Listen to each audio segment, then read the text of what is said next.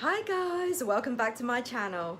So today I wanted to film my June favorites video for you, just to share with you some of the things that I've really enjoyed this month, and I hope that you will like them as well. Excuse the fan that I've got in the background if you can hear maybe a noise. It's 30 degrees today, so it's really hot, so there's no way that I can sit in this room without a fan, so I don't want to be sweating like a pig in front of the camera. So anyway, let's get started. Right, so the first thing that I have really enjoyed this month is truffle cheese. Oh my goodness, I love this stuff. I have been eating it every day since I've come back from Amsterdam. Those of you who watched my last video, Amsterdam Nights and Workation, will know that I was in Amsterdam just a few weeks ago, and when I came back at the duty free in the airport, I bought about 4 packs of this truffle cheese. There's actually many varieties, and I just wanted to try this particular one. Oh my goodness, it's so delicious. I mean, if you like truffles and you like cheese, but you've never tried this combination before, then you absolutely must. For me, I absolutely love the smokiness and garlicky taste of the truffle combined with cheese. It's just so tasty, and you just cut a small slice of it with toast, or maybe even melt it with a bit of crumpet and toasted crumpets, or even have it with pasta. Oh, it's delicious. Now this one, I bought about 4 packs. It worked out to be about €7.50. So it's about sort of £5, £6. It's actually not a bad price. This is now my last pack. It's 150 grams. And so if you happen to be in Amsterdam, then definitely do buy one to try. You know, I can't imagine anyone not liking it. But I think most cheese specialists, they do sell truffle cheese in the UK. It can be very pricey, but I think it also depends on what cheese you are buying as well, because for instance, you can get truffle brie, you can get truffle goat's cheese. I know Amazon sells truffle cheese, but again, the price varies. I think you can get starting from sort of under £10 to up to, like, over £100. Prices can be crazy like that, and a lot of these cheese specialist shops as well. I have actually found a website called cheesehub.com, so I will put the link in the description box, and they sell truffle, is it Gouda? I'm not sure if you pronounce it as Gouda or Gouda. And it's only £7.91 for 200 grams. I think that's a really good price. So honestly, this stuff is addictive. Trust me, it is really addictive. And I've been trying to get my body in shape for the summer, but it's not happening. No, it's not happening. I've been eating this every day and watching my waistline expand every day, but hey, so anyway, highly recommend this, and definitely give it a go. Okay, the next thing I want to share with you is actually a couple of movies that I saw this month, and the first one is Deadpool 2. Now, I previously saw the first one when it came out. I wasn't really too familiar with Deadpool as a superhero, and so when I watched the first movie, I was actually quite surprised. It's quite funny, and as a superhero, he's very different from all the other superheroes, because he doesn't take himself too seriously, and he cracks a lot of jokes, and yeah, so when the second film came out, I thought I'll go and watch it, and it's really good. It's surprisingly good, actually. It starts off a little bit dark because you see Deadpool, you know, trying to kill himself, and then through the course of the film you find out why. But the main storyline is that he ends up in jail for, it's sort of like a, it's just a normal jail, but then he meets this young boy who's a teenage mutant called Russell. And then you see another a superhero called Cable, played by the very hunky Josh Brolin, who, by the way, also happens to play Thanos in the Avengers, the new Avengers movie. But because in that movie he's so heavily made up, you can't really tell it's him anyway. But in this movie he plays Cable. And he actually is a superhero from the future, and he comes back to assassinate Russell. And then you find out that it's because when Russell grows up, he turns into some psychotic killer and ends up killing Cable's family. And so now Cable comes back from the future to assassinate Russell before he has a chance to grow up, if that makes any sense. So anyway, of course Deadpool takes it upon himself to protect Russell, and ends up fighting with Cable. And yeah, it's so good. And then he starts to build up his own team of misfits, you know, other superheroes, and it's very funny. There's a lot of cameos by other superheroes. I don't want to give too much away, but if you like X-Men, then you will see that there's quite a few cameos. And make sure that you watch to the end credits as well, because as with all Marvel movies, you know, there's always a bonus at the end when the credits are rolling. So make sure you watch to the end. Now, a word of warning, there's a lot of swearing, a lot of F-bombs, mother effing this, mother effing that. I think, if I remember, I think there were a couple of C-bombs as well. So if you're planning to go with your kids, just beware, okay? I think personally that Deadpool is more a superhero for adults or much older children. I don't think, you know, is really suitable for younger kids because of all the swearing. That's the only thing. But otherwise, the film is very funny. The action sequences are fantastic. CGI is great. So yes, I think you will definitely enjoy it. The next film is Jurassic World Fallen Kingdom. Oh my goodness, it's so good, so exciting. I took Isaac to see it, and we saw the 3D version as well, so that was even more exciting because the dinosaurs just, you know, popped out at you. And I remember at one point, you know, I was holding a burger in one hand trying to eat it and screaming at the same time, you know, and yeah, so it's really good. And so the storyline is a continuation from the first Jurassic World, but now it's 3 years after the theme park has been destroyed, and now all the dinosaurs are left on this island, but the volcano has erupted, and so all the scientists try to put together a rescue mission to take these dinosaurs to safety on another island. And so, of course, you know, you've got Chris Pratt and Bryce Dallas Howard, who were in the first Jurassic World as well. So they, of course, volunteer to be, you know, the leaders, and they head the mission. But what they don't know is the person behind this mission actually has a more sinister reason for rescuing these dinosaurs.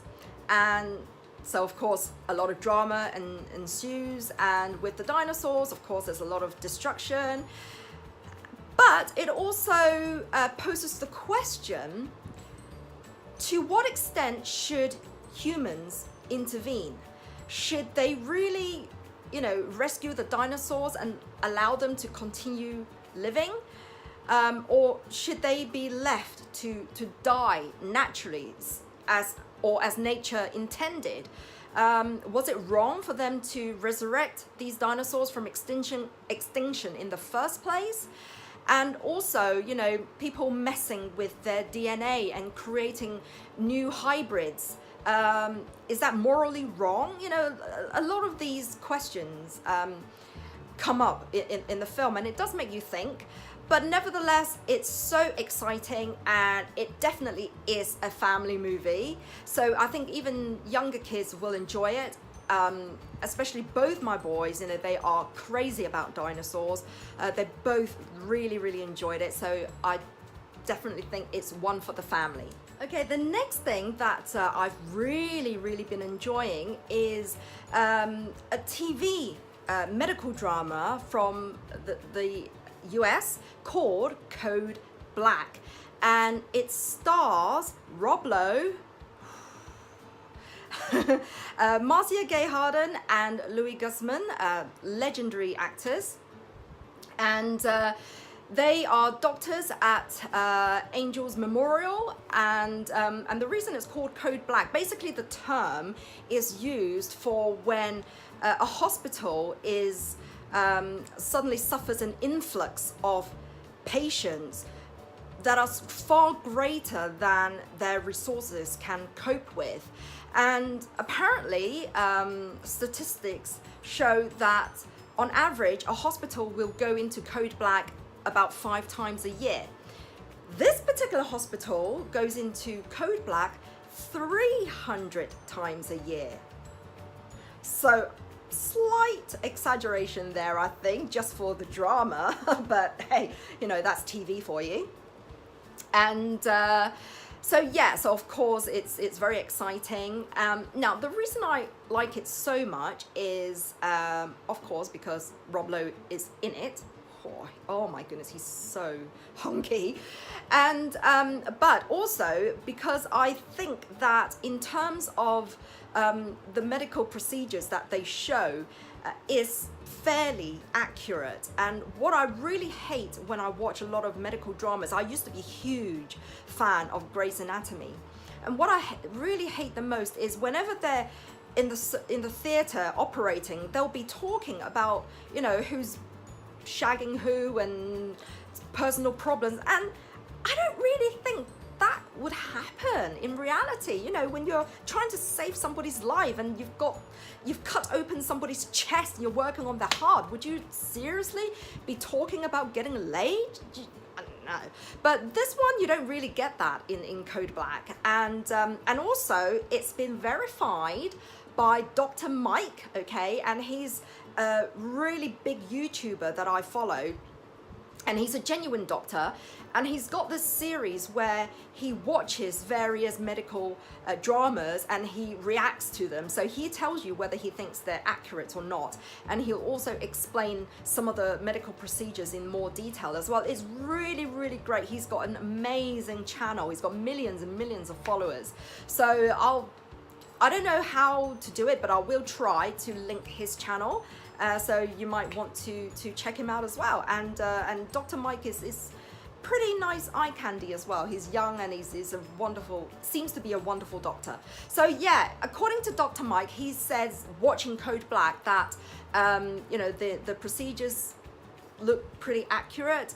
The way they talk to each other, the way the doctors interact with the patients, all seem, you know, fairly real, and it seems to be more of a program written by a medical professional with drama added to it, whereas a lot of other medical dramas are very much Hollywoodized with maybe a medical consultant on the side. So that's the difference. So that's why I really enjoy it. And oh, did I mention Rob Lowe is in it? So yeah, I think you should check it out. We're now in season 3, so it's probably worth you starting from season 1 and then sort of, you know, watch your way through. I think you can catch it on I'm not sure if it's on Netflix, but I'm sure you can find it on the internet somewhere. So yeah, Rob Lowe has definitely replaced Max Steamy and McDreamy from Grey's Anatomy. I gave up after being a fan for 10 seasons, but when Patrick Dempsey and Susan O left Grey's, it just fell apart for me. So I gave up on Grays. And so now I'm really happy that I've got Code Black as a replacement. So yeah, I definitely recommend it. Right, the next TV program that I want to share with you, which I've really loved, is Queer Eye. Oh my goodness. They call themselves the Fab Five because it's basically 5 gay guys who are all specialists in their own field. And in fact, they consist of Anthony, who is a cook, Jonathan, who's a hairstylist and grooming, Bobby, who's interior design, Tan, who's a fashion guru, and Karamo, I think that's how you say his name, who's sort of like a life coach and culture. So the Fab Five, okay, oh, I adore them. I mean, you can tell they have real genuine friendships between them, you know, through their banter, their interaction with each other. But it's really the way they actually interact with the people that they are doing the makeovers for. And you know, every episode they go to a different town, and it's just amazing. I've just literally binge watched the whole of season 2 because I fell in love with them from season 1. There was a UK version many years ago called Queer Eye. I think Queer Eye for the Straight Guy. I think that's what the UK version is called. But that was many years ago. But this. They had an original US version with slightly different people, but now with this revival, with the new cast, I think it's the best version yet. And so far, every episode that I've seen, I have cried. You know, I've been brought to the brink of tears in every episode. It's so touching. You know, every person that they've made over has been incredible transformations. But not only that, you know, some of the towns that they visit, you know, they've still got some very bigoted people who really don't interact with gays at all.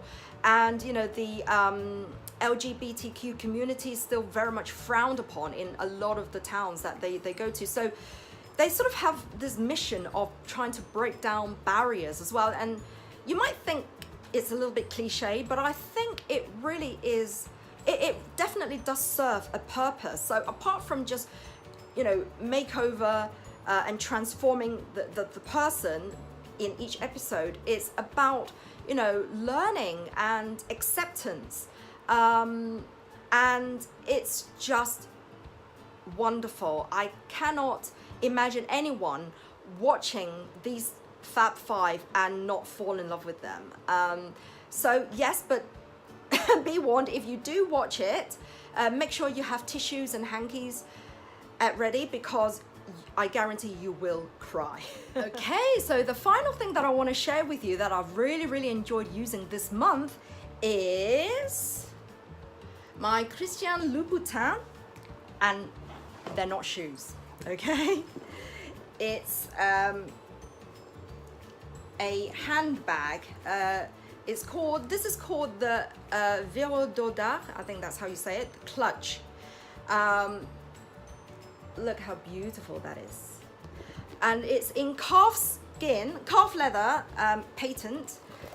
You can actually wear it as a shoulder bag. It does come with gold tone hardware. Well, it's more champagne actually, champagne toned hardware, which the strap is detachable here. Okay, I've been actually using it quite a lot this month because, you know, it's the summer season, and you know, I've been using it for weddings and events, and it just matches really well with summer outfits and sort of light colored outfits. It just goes so well. And so whenever, you know, it's the warmer weather, this is when I get this out, and I love it so much. Now this one, the front here is actually an homage. You can see it's got the Louboutin symbol there, and is an homage to the covered passageway of his very first boutique. So I think that's really special. And on the back you've got the iconic logo, and it's all suede interior. And look at the beautiful red. This is all suede as well. And then you've got one pocket there, inner pocket. You can't actually fit a whole load of things in there, but you can fit some, you know, cards and, you know, you can fit sort of most of your essentials. I can definitely fit my phones, compact mirror, some tissues, keys, card holder. So you can fit, you know, maybe a lipstick. But if you're using a clutch, you're not going to be stuffing it to the brim anyway. So I just think it's so elegant to use as a clutch, or just to wear it on the shoulder if you wanted to. So yeah, you know, actually I'm very happy because when I bought this about 2.5 years ago, and I paid at the time, I think it was either 700 or 750, and that was directly from the Louboutin website. Now there's been a price increase and it's gone up to £895. It's also being sold at Selfridges for £895. It's crazy. So I've actually made money on this, so I'm really happy about that. And I would say it's probably about 5 inches height and about, well, actually, maybe I should, rather than guess, I should give you the actual measurements.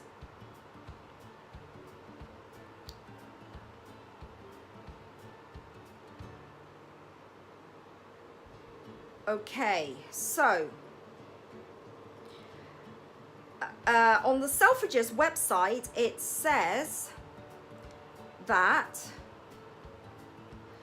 the measurements, the height is 14 centimeters, width is 27 centimeters, and the depth is 5 centimeters. It's made in Italy, and it is calf skin. Yeah, 100% calf skin, but in patent leather. And yeah, what can I say? I think it's elegant, it's simple. Unlike a lot of Louboutin handbags, where a lot of his designs can be quite in your face, because he uses a lot of leopard prints, a lot of studs as well. He likes using metal studs. This, I think, is one that I think is more classic, and it's timeless, and it goes with a lot of, you know, outfits, you know, dresses or suits. And for me, unfortunately, because I have very, very flat feet, and I've suffered a lot of injuries to my feet over the years, I can't really wear very high heels. And so I once purchased a pair of Louboutin peep toe sling bags, and I had to return them in the end. I just couldn't walk in them, and they were so painful. So I think his shoes are out of the question for me, because I can only wear sling bags anyway when it comes to heels.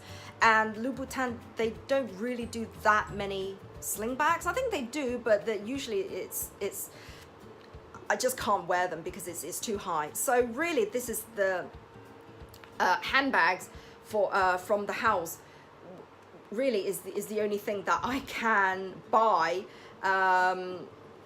from this brand. So I'm happy with that. So I'm okay with it. So anyway, I will link it in the description box. But just to let you know, I mean, the strap is actually quite short, so to wear on the shoulder. But I will try and show you. So you wear it like that. But it's okay, it's still nice, but I think it works much better as a clutch.